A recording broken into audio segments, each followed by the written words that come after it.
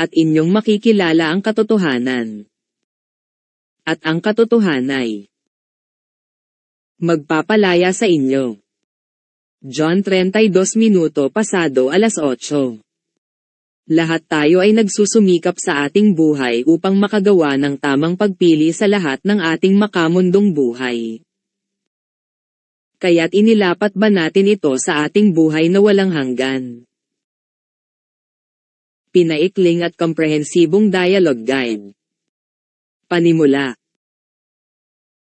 Mayroong higit sa 3 bilyong tao sa mundo na sumasamba sa iba maliban sa Diyos, at iniisip nila na tama sila, dahil tinanggap nila ang ideya na sila ay ipinanganak na ganoon, kaya tinanggap nila na ito ang katotohanan, o sila ay sumuko sa kanilang sarili sa lipunan upang mamuno sa kanila, at walang isa sa kanila ang nag-isip na hanapin ang dahilan ng kanilang pag-iral at hanapin ang sagot, o alam nila ang katotohanan, ngunit mas pinili nila ang buhay sa mundong ito, alinman dahil sa kanilang pagtanggi na makakuha ng sa labas ng comfort zone, o dahil monopolyo nila ang pansamantalang makamundong benepisyo, at marami pang ibang dahilan, at alam ng Diyos na makapangyarihan sa lahat. Huwag kang susunod sa karamihan na gumawa ng masama, ni magbibigay patutuman sa isang usap, na ang kiling ay sa karamihan upang sirain ang kahatulan. Exodus 23. 13 Kayo'y magsipasok sa makipot na pintuan, sapagkat maluwang ang pintuan, at malapad ang daang patungo sa pagkapahamak, at marami ang do'y nagsisipasok. 14 Sapagkat makipot ang pintuan, at makitid ang daang patungo sa buhay, at kakaunti ang nakakasumpong noon. Matthew 7. Kung tatalima ka sa higit na marami sa mga nasa lupa ay magliligaw sila sa iyo palayo sa landas ni Allah. Sumusunod sila sa pagpapalagay lamang at sila ay nagsasapantaha lamang. Quran 6:116. Ang mundong ito ay walang iba kundi isang pagsusulit. Ang resulta nito ay tumutukoy sa ating walang hanggang kapalaran sa walang hanggan ng paraiso o sa apoy ng impyerno. Ito ay isang pagkakataon na hindi na mauulit at walang pangalawang pagkakataon na muling gawin.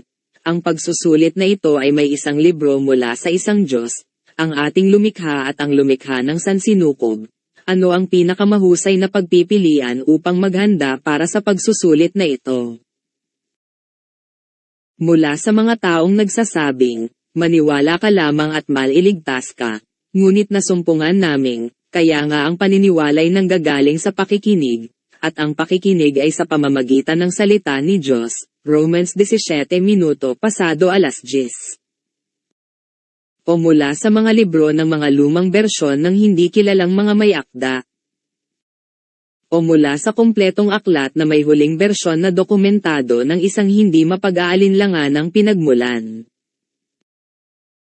Ang aking bayan ay nasira dahil sa kakulangan ng kaalaman, sapagkat ikaw ay nagtakwil ng kaalaman. Akin namang itatakwil ka, upang ikaw ay huwag maging saserdote ko, yamang iyong nilimot ang kautusan ng iyong Diyos, akin namang kalilimutan ang iyong mga anak. Hosea 4. Ito ay isang paanyaya na magbasa at magmuni-muni. Dito hindi tayo makakahanap ng paghahambing kung sino ang may mas mabuting relihiyon, at hindi tayo maghahanap ng debate at argumento, at hindi tayo maghahangad ng tagumpay laban sa isa't isa.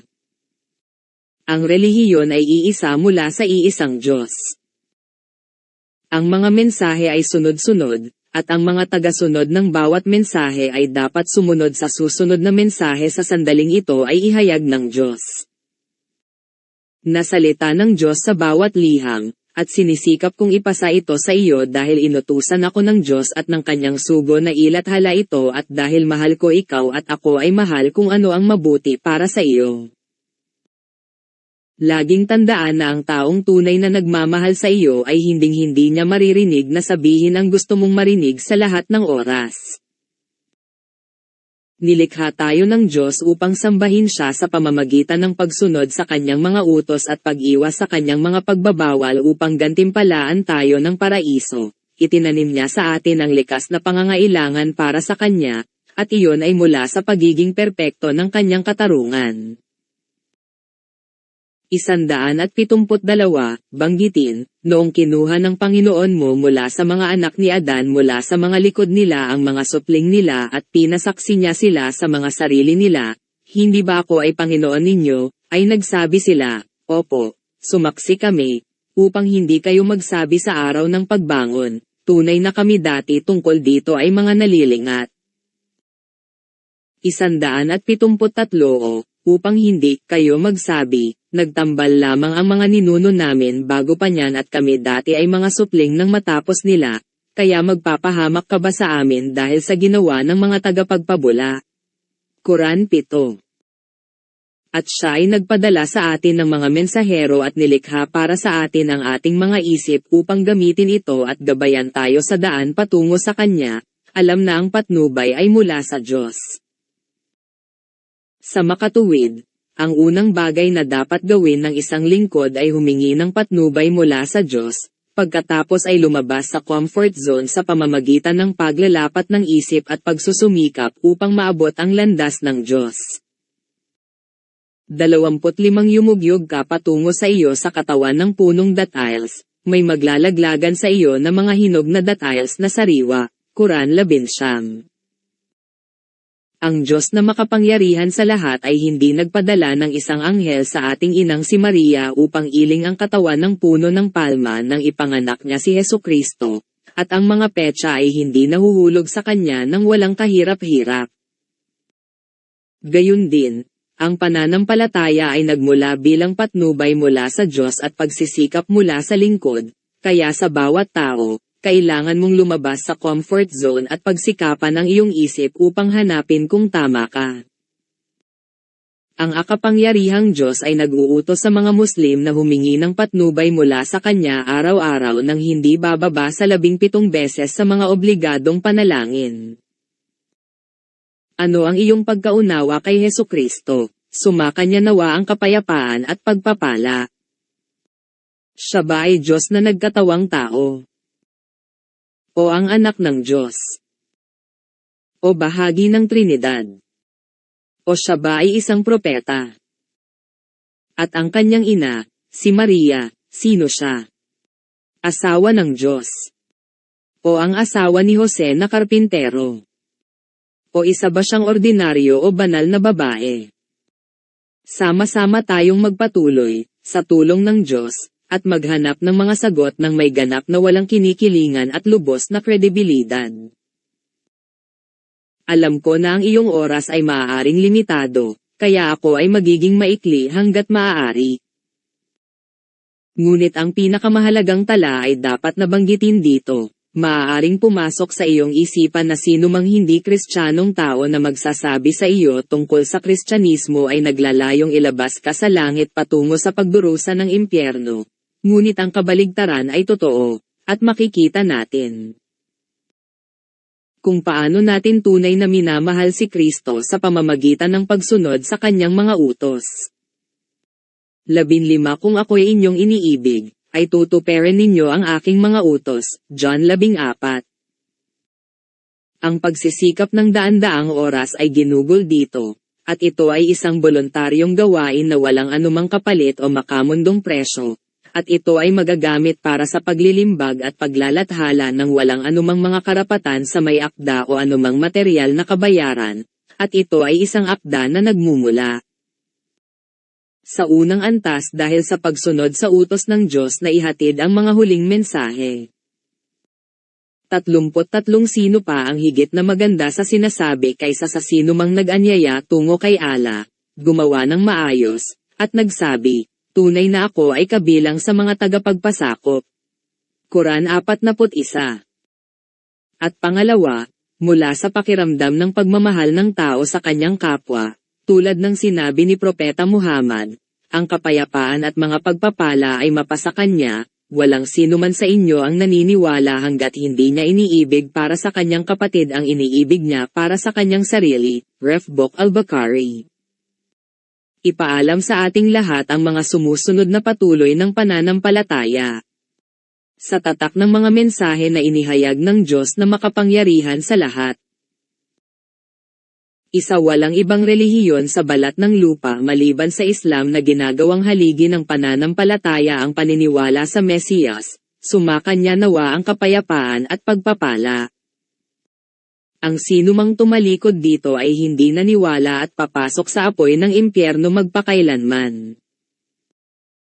Pinangalanan ng Diyos na makapangyarihan sa lahat ang isang kumpletong kabanata sa banal na Quran bilang Maryam, Maria.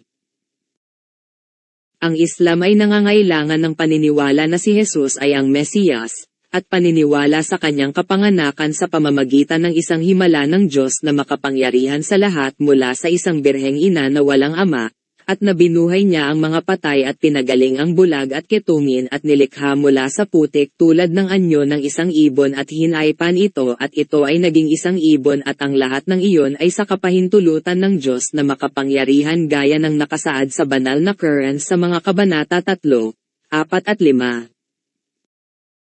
Dalawa ang pangalan ni Propeta Muhammad ay binanggit sa Quran ng 5 beses. Si Jesus ay binanggit ng 25 beses at si Maria ay binanggit ng 34 na beses. Napansin ba natin ang sinabi ni Jesus, luluwalhatiin niya ako? 14 na luluwalhatiin niya ako, sapagkat kukuha siya sa nasa akin, at sa inyo'y ipahahayag John 16.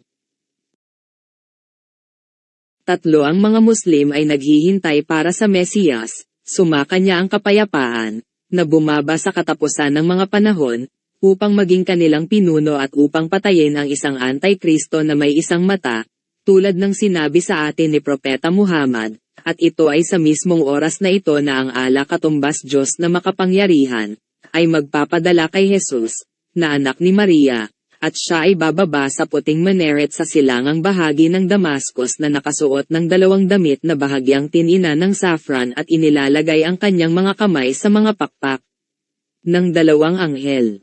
Kapag ibinaba niya ang kanyang ulo, may mga butil ng pawis na mahuhulog mula sa kanyang ulo, at kapag itinaas niya ito, ang mga butil na parang perlas ay nagkalat mula rito.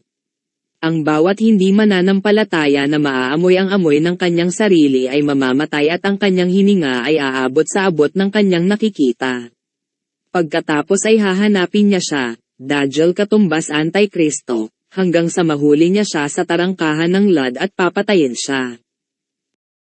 Pagkatapos ang isang tao na pinangalagaan ng ala ay lalapit kay Jesus, anak ni Maria, at pupunasan niya ang kanilang mga mukha at ipaalam sa kanila ang kanilang mga hanay sa paraiso.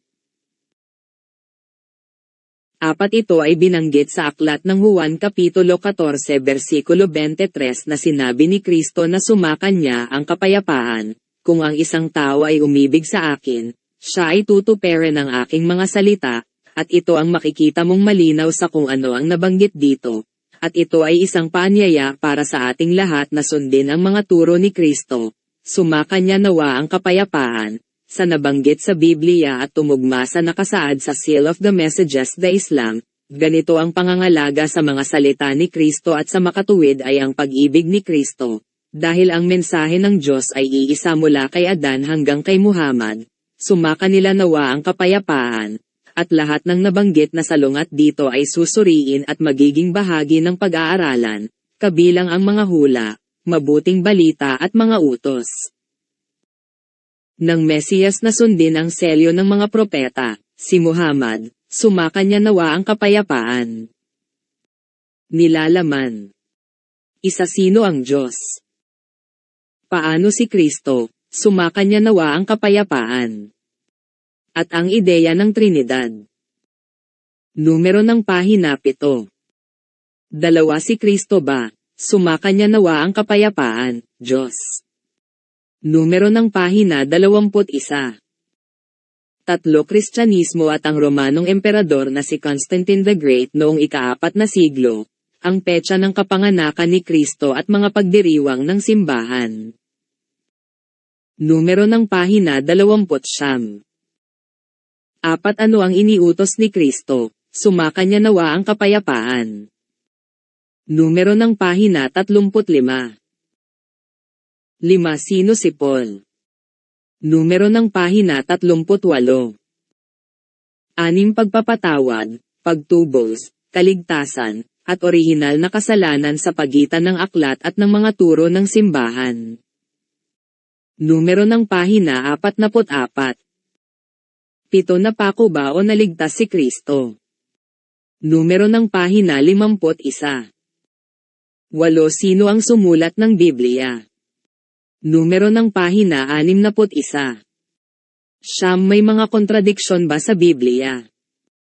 Numero ng pahina 70. 10, kumpleto ba ang Biblia o nawawalang mga aklat? Nabaluktot ba ito? Numero ng pahina 74. 11, sulyap mula sa mga teksto ng Biblia. Numero ng pahina 77. 12, kumusta naman ang huling mensahe mula sa Diyos na makapangyarihan sa lahat? Numero ng pahina 71. 13, ang pagbabalik ni Kristo ay sumakanya nawa ang kapayapaan sa katapusan ng mga panahon. Numero ng pahina 78. 14, mga hula sa Biblia tungkol sa propeta ng katapusan ng panahon, si Muhammad, sumakanya ang kapayapaan at pagpapala. Numero ng pahina 79. 15, sino si Muhammad, ang propeta ng katapusan ng panahon, at isang kalipunan ng kanyang mga talumpati na ipinahayag sa kanya ng Diyos na makapangyarihan sa lahat. Numero ng pahina 106. 16, ano ang ipinahayag ng Diyos sa Quran tungkol kay Hesukristo, sumakanya nawa ang kapayapaan, at ang paniniwala ng mga Muslim sa kanya. Numero ng pahina 117. 17, conclusion. Numero ng pahina 121.